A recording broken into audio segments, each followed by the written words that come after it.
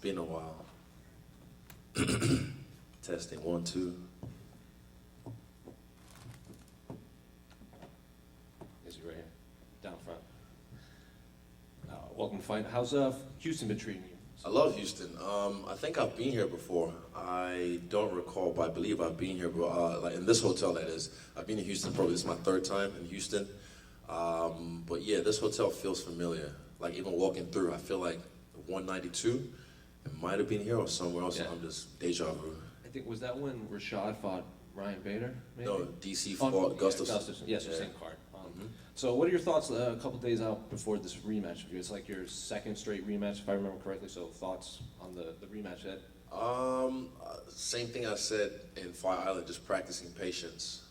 Just practicing patience because, you don't want to get excited too quickly, if you will. So, yeah, the moments will come tomorrow at the press conference, at the weigh-ins, and at the fight night. But I'll just ride the waves. He was in here earlier, and I'm sure you've seen all his interviews. And he's Nope. I mean, maybe people have brought them up, but he's Yep. he's using words Little like, clips on Instagram. He's using words like he wasn't satisfied, like he wants to feel satisfaction in this fight, win or lose. He's happier now. He's mentally in a better place after being burnt out for so long. So what do you make of his mindset from what you've heard or seen? I mean, there's no secret that we don't like each other. And there's no need for it. There's no need for us to like each other. But I do empathize with what he said. Who brought this up to me? I can't remember. I think I saw it on Instagram. He talked about his dark place he went to after the last time I beat him. I've been there in my own. Everyone's been there in their own personal way. So I understand. I empathize when you don't want to get up and all that stuff, and you lose motivation. So yeah, I'm glad he's pulled himself out of it. I'm glad he's feeling much better. He's a better man, better fighter, better all that. So, yeah, take him to the dark place again. He also said his phrasing was he had to come to grips with the title when he had it because he wasn't chasing anything. He liked the progression up the rankings, but once he got the belt, it wasn't. Maybe he lost a little bit of the chase. Have you felt that at all? Never. Even it's news now. I just signed a new crazy deal with the UFC. And Tim, was it Jeff that was asking me for the doco yesterday? It was like, how do you feel? Are you excited? And I could see it's a big deal. It's a fucking big deal. And Eugene was, ecstatic. You see, he got emotional. Tim felt the same way. But I was kind of like, it hasn't hit me yet. Because if I was, if this was about money, if I was gonna just do this for the money and bounce, I would have done this like maybe 3 fights ago. To be honest, because I'm kind of set. I have one of the smartest men with money behind me, who's helping me flip my money the smart way. But it's not about money. I love money. Don't get me wrong. I do this for the money, but it's not about money. This is about legacy. This is about martial arts. This is about learning. And yeah, I haven't lost that step. I'm still hungry. I'm 32. I'm fresh. I'm young. And I keep saying this week, I've got the training camp. I went back to the young Izzy. The kid that was just soaking everything up and just be real curious, like, how does that work? Ooh, let me try that, and I'll do it the next day, and I'll be successful at it. Or if I fail, I'll try it again. So yeah, I haven't lost that step. I never did. What do you make of what the rest of the division happening right now? As the top, everyone's gunning for you. Sean Strickland just kind of threw his name into the title picture after his last performance. You got Cannonier and Brunson fighting below you. So what do you make of the rest of the division below you? I like what I see. And I hope, I don't mind doing another rematch if, Bumson does well this weekend in a crazy way. But yeah, I hope I get some new meat, some new blood, because I like fresh blood. But at the same time, I still get up for these because rematches like this, there's too much on the line for myself that I put that pressure on myself that I make sure I can't lose and he can't win. You also have a couple teammates on the card, Blood Diamond and Carlos Ulberg. I think the first time I spoke to them was before your Paulo Costa fight. They didn't even sign to the UFC, and they were kind of shadowing you and kind of taking it all in. So how? Had that shirt on last time? The two press conferences ago. I see. Okay, yeah. So what's it been like seeing them, their journey progress to the UFC now? Oh, it's beautiful. I mean, for Blood Diamond, it's time. It's time. And even Eugene said something in the interview. I read a headline on Twitter. He said, like, where Diamond is right now in his MMA career, compared to mine, he is further ahead, and he's right. You know, Diamond is just a guy that I can't wait to see or hear what the commentating booth says when he's, you know, expressing himself, how they trying to break it down, because he's a crazy dude. I mean, his nickname's Blood Diamond, or at the gym we call it Black Jelly for a reason. He moves in different ways. Finally, unrelated to this fight, I think in August you tweeted you were excited about the new Rick and Morty season. Did you catch up? Not yet. Is it out? Yeah, it's all on Hulu now. Oh, Hulu. We don't have Hulu in New Zealand. Sorry, we gotta wait till it's on Netflix or it's on the dark web so we can pirate that. Yo ho ho. Easy. I saw Eugene did an interview the other day where he felt like the UFC haven't really promoted you as well as they could have. But so is it nice to get this new deal that shows not about the money, but that they do value you and they do want to promote you? 100%. That's the thing. It's thing I want to know is what's my value to the company.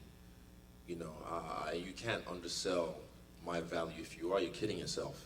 You know, I bring so many different looks to this company.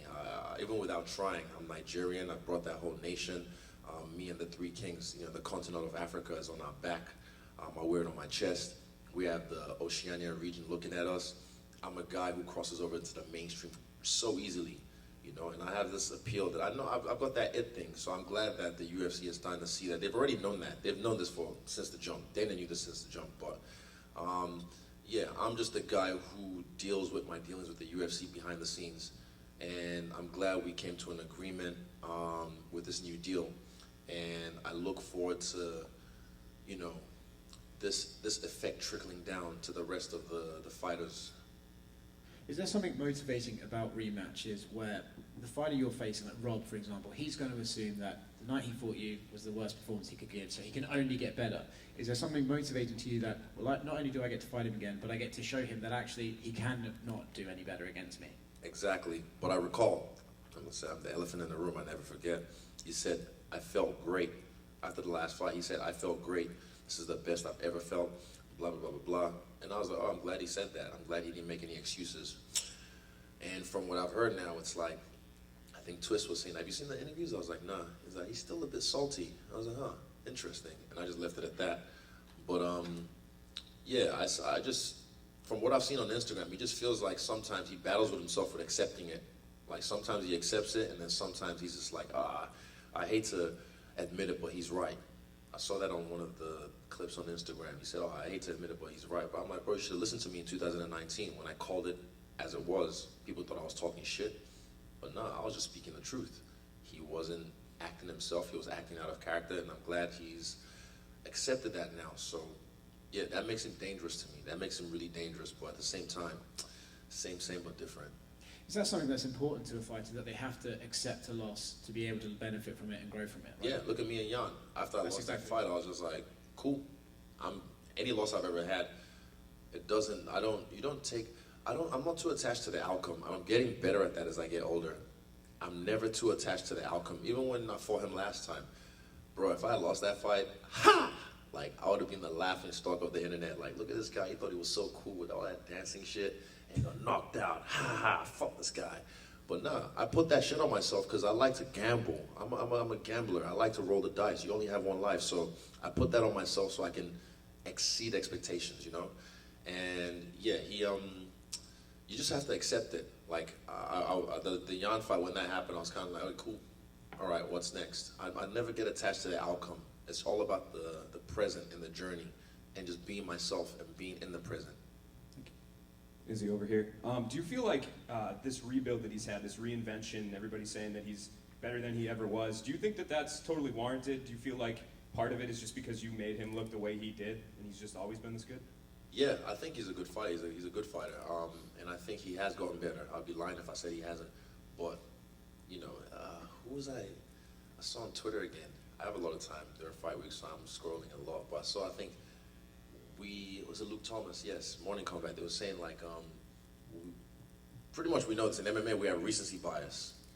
You know, you guys remember from the Y'all fight. Oh my God, this was so boring. Oh, he just runs away. And I was like, oh really? Watch this. So yeah, they just forget. You know, he's a good fighter. He's had a lot of knockouts in the past. He's gotten better, but I just don't think it warrants that kind of reaction, but I have high standards. Let's just put it that way. And then the fight between Derek and Jared, is there any sort of way that you're kind of leaning in that one? Is there someone you think will be on the other side of this for you? Nope. I just hope the best man wins and wins in an emphatic fashion. Yeah. Thanks. Easy. Hey, I see you down here to your left. To your right. Oh, right. Yeah. Oh, shit. My right. Yeah, exactly. Yeah, the other left. Rob has said in a couple of interviews that he actually has not watched the last fight at all. Has not watched it. What are your thoughts on that? It's a good question. What are my thoughts on him not watching the last fight? I'm sure his coaches have. I haven't watched it in a while. Last time I watched it would have been August during the lockdown in New Zealand. I might have posted it on my stories when I was watching it. What are my thoughts on it? Good for him. Maybe it's a psychological thing. He doesn't want to see that be replayed in his head over and over again. But I mean, there's a reason I brought my high top fade back. I have to remind him. You know, I had the low Caesar for a while for the Costa fight and the Vittori fight, but I brought the high top fade back just to remind him. So when he steps across the cage from me, deja vu. Any other things you'll do the same as the first fight? Little dance at the beginning? Everyone asked that. That only worked because it was a surprise. That worked because of the impact of that moment, and it was just like I caught everyone off guard. That's why it had an impact. But like I said, I'm feeling like Fly Island on this fight. I remember I was feeling dark. I said that, and I was like, I just want to go in there and handle business. So I'm gonna do just that. Assassinate. You said that the new contract with UFC is a crazy deal. Can you tell us a little bit about how Nope. crazy it is? Nope. It's I'm honestly. Between us. Who's watching? Yeah, No one's exactly. watching. Yeah. Where's my babysitter? Is he around? Nah, I can't say shit. But yeah.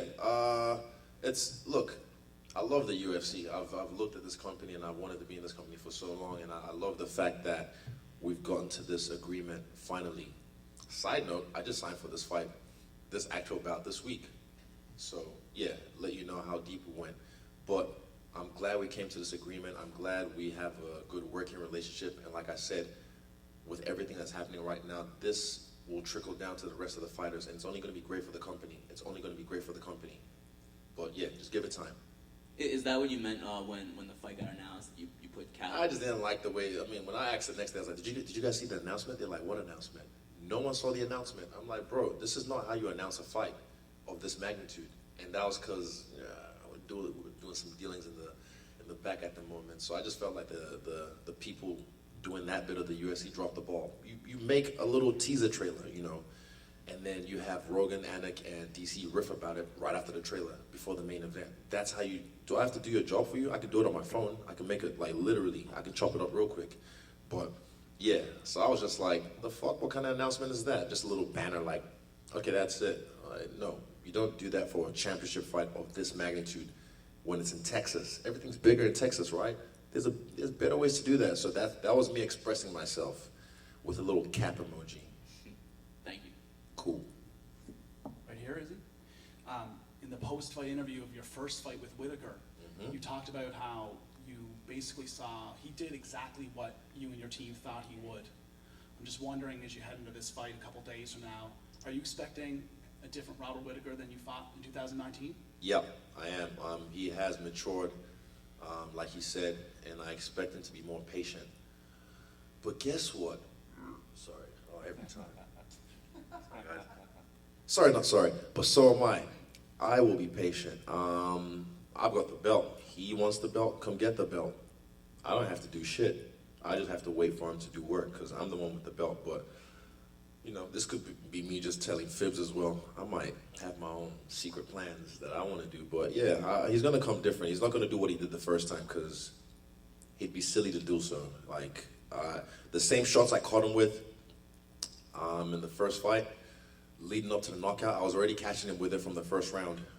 Check, right hook, all that stuff. I've been catching people with it in training. And it's like, yeah, I don't want to give too much away, but I've got 3 ways I can win this fight. The left hand has found its mark a lot in the last fights. Well, I find that's not something that's talked about a lot, but you go back and look at your last 3 finishes, I believe it is. That left hand finds its mark every time. It's right there. I mean, I'm glad you're saying all this because this is coming from when I came into the UFC, everyone was like, "Oh, he has no knockout power. You know, right? You're just too skinny." But then, yeah, I'm finding ways to put people away with these lanky limbs. Yeah, but I have other ways to finish fights. This is MMA. This is why I came into this game, because I didn't want some nerd in pajamas with a blue belt to be able to beat me up as a kickboxer. So I humbled myself, and I learned the game of grappling, jiu-jitsu, wrestling, judo, sambo, you know, all that stuff, so I can be a full-fledged, actualized fighter